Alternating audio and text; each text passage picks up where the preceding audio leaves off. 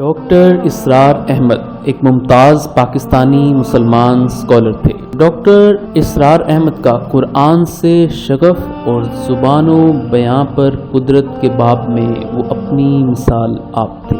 آپ بھارت کے ضلع ہریانہ میں مورخہ 26 اپریل 1932 کو پیدا ہوئے۔ قیام پاکستان کے بعد آپ لاہور منتقل ہو گئے اور گورنمنٹ کالج سے FSc کا امتحان امتیازی نمبروں سے پاس کیا۔ 1954 میں انہوں نے کنگ ایڈورڈ کالج سے MBBS کرنے کے بعد 1965 میں جامعہ کراچی سے MA کی سند بھی حاصل کی۔ آپ نے 1971 تک میڈیکل پریکٹس کی۔ دوران تعلیم آپ اسلامی جمعیت طلبہ سے وابستہ رہے اور فعال کردار ادا کرتے ہوئے ناظم اعلیٰ مقرر ہوئے۔ زمانہ طالب علمی میں ہی ان کی شناخت ایک مدرس کے طور پر ہوتی گئی اور انہوں نے درس قرآن دینے شروع کر دیے۔ تعلیم سے فراغت کے بعد آپ نے جماعت اسلامی میں شمولیت اختیار کی، تاہم جماعت کی انتخابی سیاست اور فکری اختلافات کے باعث آپ نے اس سے علیحدگی اختیار کر لی۔ جماعت اسلامی سے استعفیٰ دینے کے بعد آپ 2 سال تبلیغی جماعت سے منسلک رہے، جس کے بعد آپ نے اپنے دروس قرآن کا سلسلہ جاری رکھا اور بالخصوص 1965 کے بعد آپ نے اپنا زیادہ تر وقت قرآن پاک کی تعلیم حاصل کرنے اور اس کو عام کرنے کے لیے وقف کر دیا۔ 1967 میں آپ نے ایک کتاب اسلامی نشاط ثانیہ کرنے کا کام، جس میں آپ نے اپنے کام کی وضاحت کی۔ 1970 اور 71 ڈاکٹر اسرار احمد کی زندگی کا سب سے اہم موڑ ثابت ہوا، جب انہیں حجاز مقدس میں ایک لمبے عرصے قیام کا موقع ملا اور حج کی سعادت بھی حاصل ہوئی۔ دوران حج انہوں نے اپنی میڈیکل پریکٹس ترک کرنے کا اہم فیصلہ کیا اور 1972 میں مرکزی انجمن خدام الدین کی بنیاد رکھی۔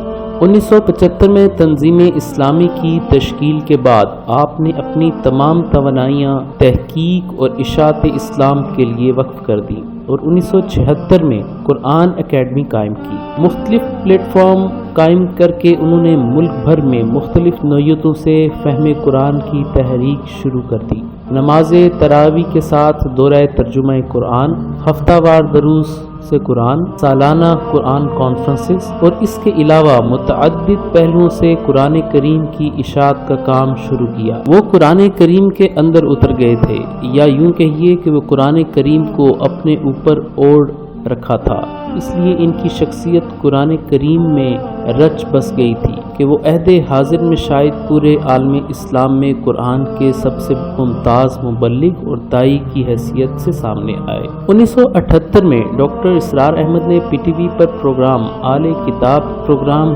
شروع کیا، جو کہ عوام میں بہت مقبول ہوا اور اس پروگرام کو PTV کی تاریخ کے مقبول ترین مذہبی پروگرام کا درجہ حاصل ہے، جبکہ الہدا نامی پروگرام سے ان کی شناخت پاکستان کے ہر گھر میں پہنچ گئی۔ ان کے TV پروگرام کے لیکچرز کا مرکزی خیال یہ ہوتا تھا کہ اسلامی تہذیب کا احیاء یا اسلام کی نشاط ثانیہ اسی صورت میں ممکن ہے کہ ہم قرآن کی تعلیم کو اپنائیں اور ان پر عمل کریں۔ 1981 میں آپ جنرل ضیاء الحق کی مجلس شورا کے بھی رکن رہے۔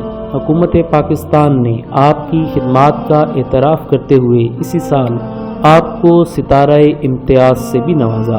صدر ضیاء الحق ماڈل ٹاؤن یا باغ جناح کی مسجد دارالسلام میں آپ کی امامت میں نماز ادا کرتے اور جمعے کا خطبہ سنا کرتے تھے۔ آپ مروجہ انتخابی سیاست کے مخالف تھے اور خلافت راشدہ کے طرز عمل پر بھی یقین رکھتے تھے۔ آپ نے 100 سے زائد کتب تحریر کی، جن میں کئی کا دوسری زبانوں میں بھی ترجمہ ہو چکا ہے۔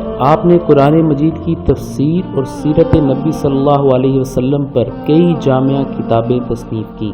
مشہور بھارتی مسلم اسکالر ڈاکٹر ذاکر نائک سے ان کے قریبی تعلقات تھے۔ اسی ضمن میں انہوں نے بھارت کے بھی کئی دورے کیے۔ عالمی سطح پر آپ نے مفسر قرآن کی حیثیت سے زبردست شہرت حاصل کی۔ بلا مبالغہ ان کی سینکڑوں آڈیو اور ویڈیوز لیکچر موجود ہیں، جن میں کہ کئی زبانوں میں تراجم ہو چکے ہیں۔ بلا شبہ یہ کہا جا سکتا ہے کہ انہوں نے اسلام کا صحیح تشخص ابھارنے میں وہ اہم ترین کردار ادا کیا جو تاریخ میں کبھی فراموش نہیں کیا جا سکتا۔ ان کی تقاریر اور خطبات میں علامہ محمد اقبال کے اشعار نگینوں کی طرح چمکتے ہیں۔ آپ ڈاکٹر اسرار احمد کی کوئی تقریر یا کوئی چھوٹا سا بیان سن لیں، آپ کو چند ہی لمحات میں اندازہ ہو جائے گا کہ آپ کسی زوردار اور متحرک شخصیت کو سن رہے ہیں۔ ہندوستان میں ڈاکٹر اسرار احمد کی مقبولیت کا اندازہ اس بات سے لگایا جا سکتا ہے کہ جب ان کے ہندوستان کے سفر ہوئے تو اس موقع پر انہوں نے وہاں پر بڑے بڑے مجموع سے خطاب کیا۔ ہندوستان بھر میں ہر جگہ پہنچتے اور پوری شان و شوکت سے خطاب فرماتے۔ مرد، عورتیں، بچے، بوڑھے، جوان سب ان کی تقریریں سننے کے لیے ٹوٹ پڑتے۔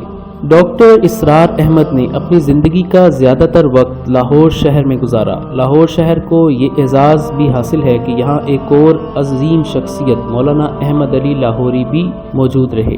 ڈاکٹر اسرار احمد اپنی زندگی کے آخری خطاب میں فرماتے ہیں کہ میرے اور مولانا احمد علی لاہوری سے دو مناسبتیں ہیں۔ ایک یہ کہ ان کے بارے میں مشہور ہے کہ انہوں نے 40 سال تک قرآن مجید کا درس دیا۔ الحمدللہ میں نے بھی اسی شہر لاہور میں 40 سال تک درس دیا۔ دوسری مناسبت یہ ہے کہ جس مسجد میں مولانا احمد علی لاہوری نے افتتاح کیا، میں نے اسی مسجد سے اپنے درس کا آغاز کیا۔ اس اللہ کے بندے نے اپنی پوری زندگی کو قرآنی زندگی بنایا تھا۔ ڈاکٹر اسرار احمد کو اللہ نے حق گوئی کی دولت سے بھی نوازا تھا۔ وہ ہر بات پوری مضبوطی کے ساتھ کہتے تھے اور اختلاف رائے کے باوجود تمام جماعتوں کی خدمات کا کھلے دل سے اعتراف اور تمام شخصیات کا ادب و احترام بھی علل اعلان کرتے تھے۔ ان کی شخصیت کا سب سے اہم پہلو ان کی یکسوئی، خود اعتمادی اور خدمت دین کے لیے خطابت تھی۔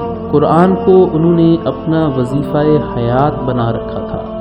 اس پیغام کو گہرائی میں جا کر سمجھایا کرتے تھے اور جس بات کو حق جانا اس پر نہ صرف خود قائم ہوئے بلکہ دوسروں کو بھی اس کے قائم کی منظم جدوجہد میں شریک کیا۔ ان کے دروس قرآن کے پروگرام ملک اور ملک سے باہر دعوت دین کا اہم ذریعہ بنے اور پھر الیکٹرانک میڈیا پر قرآن کے پیغام کو پھیلانے کے لیے انہوں نے منفرد خدمات سر انجام دیں۔ بلا شبہ ان کو اللہ تعالیٰ نے تحریر کی صلاحیت سے بھی نوازا تھا، تاہم ان کی تحریر میں بھی خطابت کی شان نمایاں تھی۔ جو کتابیں انہوں نے لکھیں وہ ہر اعتبار سے علمی شاہکار تھیں۔ البتہ ان کے لٹریچر کا بڑا حصہ ان کی تقاریر اور دروس قرآن کا مرہون منت ہے۔ ڈاکٹر اسرار احمد عالم دین نہیں تھے، لیکن ایک عظیم مذہبی اسکالر کی حیثیت سے ان کی عوام میں اتنی گہری مقبولیت حیران کن ہے، ساتھ ساتھ قابل رشک بھی۔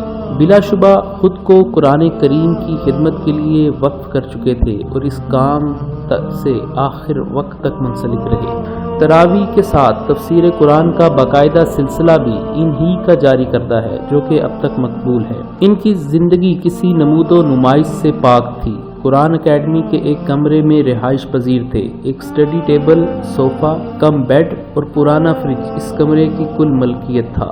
آپ کی بے انتہا خوبیوں میں ایک یہ بھی بات تھی کہ آپ نے اپنے خاندان سے تمام جاہلانہ رسومات کا خاتمہ کیا اور پھر اپنے رفقائے کار اور تنظیمی ساتھیوں کو بھی ان رسومات کے خلاف بغاوت کا اعلان کر دینے کو کہا، جس میں آپ کافی حد تک کامیاب ہوئے۔ جہیز کی لعنت کے خاتمے کے لیے آپ نے مؤثر اقدامات کیے اور مسجد میں نکاح کے لیے لوگوں کو ترغیب دی۔ ڈاکٹر اسرار احمد کسی مدرسے سے فارغ تو نہ تھے، لیکن اللہ نے ان سے دین کا وہی کام لیا جو اللہ تعالیٰ ہر دور میں اپنے دین کی تجدید کے لیے اپنے نیک بندوں سے لیتا ہے۔ بلا شبہ ڈاکٹر اسرار احمد قرآن کریم کی طرف رجوع کی تحریک کے ایک عظیم رہنما تھے۔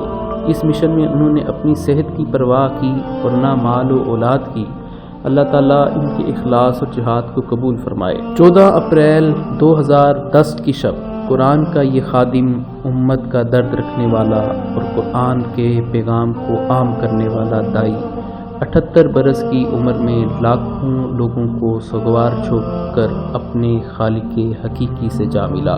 آپ کی نماز جنازہ ماڈل ٹاؤن میں ادا کی گئی اور آپ کو گارڈن ٹاؤن کے قبرستان میں سپرد خاک کیا گیا۔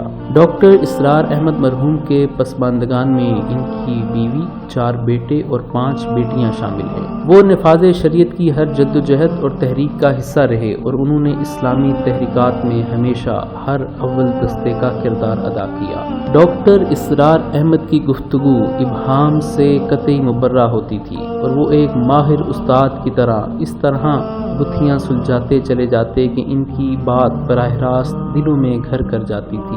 ڈاکٹر اسرار احمد نے کم و بیش 60 برس انسانوں کی بستی میں اجالے ہونے اور روشنیاں بانٹنے کا کام جاری رکھا۔ اللہ تعالیٰ فروغ دین کے پیغمبرانہ مشن کے اس مشعل بردار کی قبر کو نور سے بھر دے اور اسے وہ مقام عطا کرے جو اس نے اپنے بندگان خاص کے لیے مخصوص کر رکھا تھا۔ آمین۔ هو الإله